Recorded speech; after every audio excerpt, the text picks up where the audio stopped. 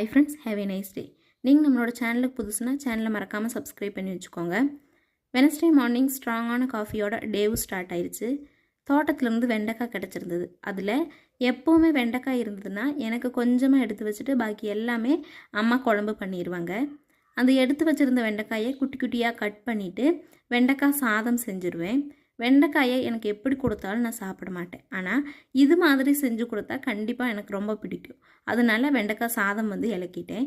உங்கள் வீட்லேயே குட்டீஸ் எல்லாம் இது மாதிரி வெண்டைக்காய் சாப்பிடாமல் இருந்தாங்கன்னா சாதம் இலக்கி கொடுத்து பாருங்கள், கண்டிப்பாக அவங்களுக்கு பிடிக்கும்.